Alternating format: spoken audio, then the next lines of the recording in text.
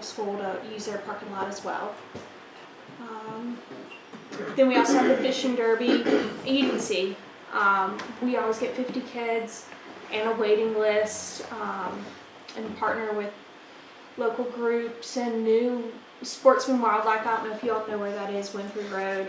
We're actually looking at so this year, we're actually Sportsman Wildlife Club helped us out last year. They volunteered for our event, and they actually if you go down Winfrey Road, they actually have a huge lake down there, and they reached out to us and they want to partner with us to hold and move our fishing derby event there, and we have their club members that are going to help us, and it'll be a little bit better event. Just the reason being they keep it stocked. It's limited, obviously fishing, where ours is kind of open to the public.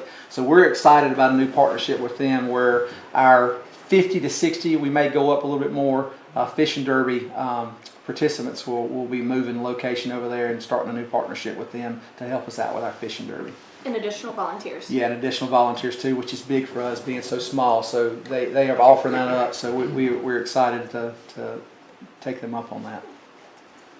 And then moving over to our athletic park, we used to have our movies at the community park, and then just one event we had to move it to the athletic park, and it seems to be well received at the athletic park. Safety, parking. You can see that bottom picture is a movie event, field lights, huge crowd. So that is May, September, October. We have to plan around schools, the timing when dusk is. We always pick family-friendly movies that we typically get around 350, 400, depending on the timing. When it's later, when the movies start later, it's harder to get smaller kids out there. So September and October definitely is our larger crowd group. And then we have Touch a Truck. That is our large event we sponsor with Vulcan, and they are a tremendous help with that. Lots of business partnerships, and it's always a great event. Yeah, and that event last year, Vulcan, who is one of our main sponsors, they gave out 900 hot dogs, so that gives you a pretty good idea of how well it was attended. Cheryl does a good job of contacting local businesses and surrounding businesses and stuff about getting the vehicles and stuff that the kids they just go crazy over to have that.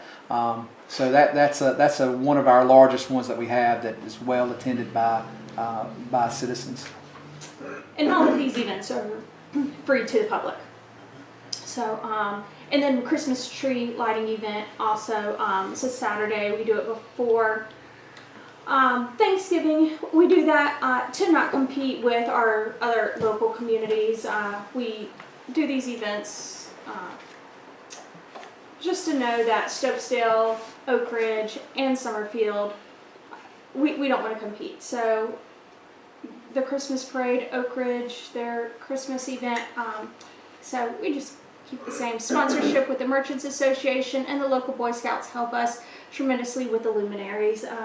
Couldn't do it without all of these local partnerships, being a limited services staff and government. Then other properties, we have Founders Day, which is next to the fire department. They help us tremendously with that event as well, with setup and just any needs that we need. It is our largest event with the rides and food trucks and vendors, inflatables, everything that you can think of. We have multiple sponsorships. Lynn helps us with that. And then we have a volunteer appreciation day that anyone on a board or a committee is invited to. Typically go to a Grasshoppers game one night. And then the summer cycle event, that's held at Laughlin Professional Development Center, and that we partner with Guilford County Environmental Health. I think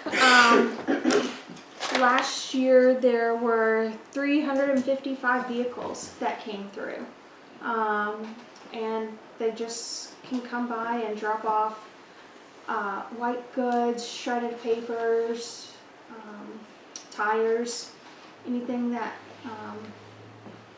they've been holding on to for a year, Yeah. and want an easy drop-off location.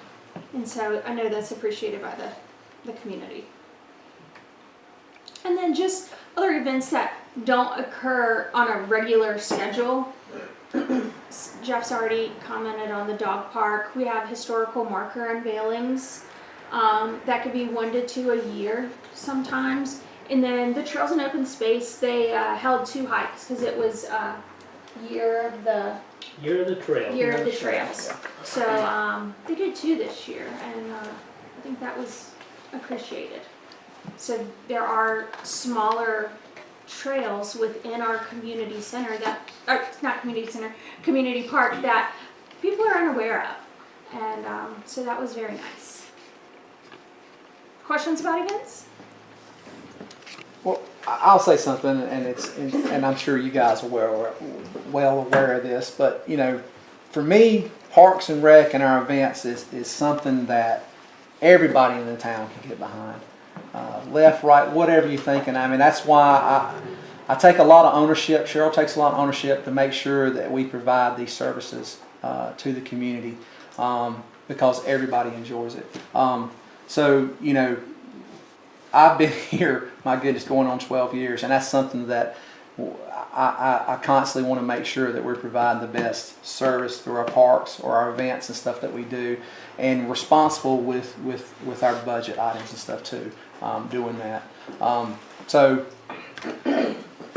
we just wanted to kind of give you guys an update and an overview of what goes on just inside a little bit with our Parks and Rec department and stuff too, which it's just a small part of kind of what I do, but it's a large part too, if that makes sense. But you know, Lynn Heavily, she works with us with a lot of events and stuff too, especially our Founders Day too. So that's just something I just want to throw out there. I know it's biased, but hey, we really enjoy our events and our Parks and Rec and our facilities and stuff that we have, because it's something that I think the community all can rally behind.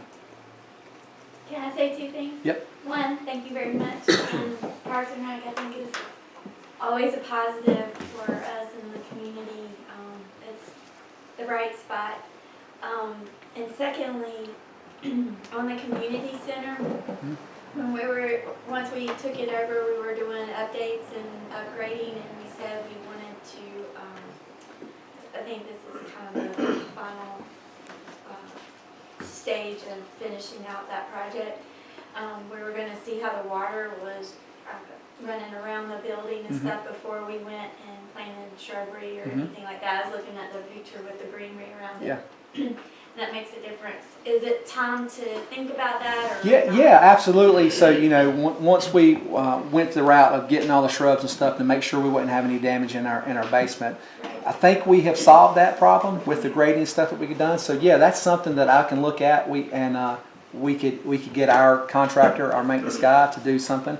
We can internally talk about what would look good there. We don't want to obviously make it look like it was where it was kind of unattended, but yes, it would make it look a whole lot better with some greenery and stuff in front of the building.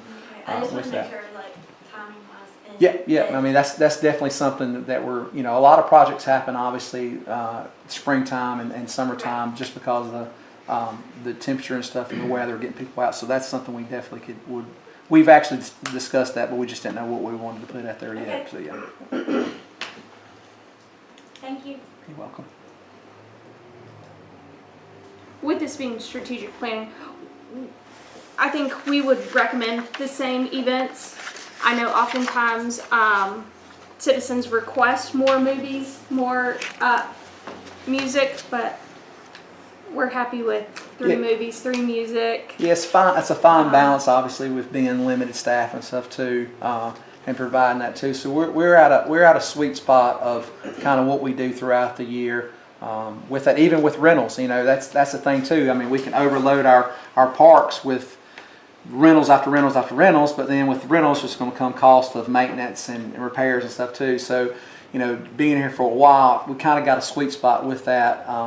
And we're always looking at too. We always look at our rates and stuff too. That what we charge for our community center. We've actually made, and I had this conversation with Don earlier. We've actually made 3 adjustments on our community center rates to get in line with other communities, other facilities like that, and to get in line too of kind of the value. I mean, we have an extremely nice facility that people are just dying to get into. So each year we look at that when do we need to make adjustments on our rates or what we charge for a community center or our parks and stuff too. So that's a revolving thing that we always look at each year with everything. And how much we're making on all our rentals are, Jeff looks at them every month too, but they're in your financial packet on the front page. And I'm pretty competitive, so if I say I'm going to project that, I'm going to do what I can to make sure I get that. So that's just something I do internally to make sure we're along the lines of what we say.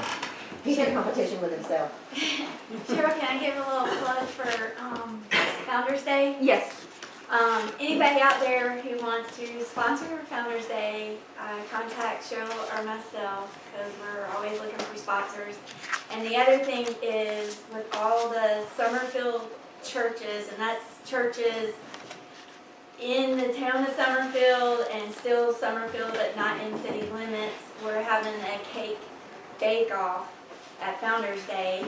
I do have some churches who have signed up, and we're looking for bakers out of each of those fine churches. So if you have any questions, which I'm sure you do, please contact me or Cheryl, and Cheryl will help make sure I get the information to everyone.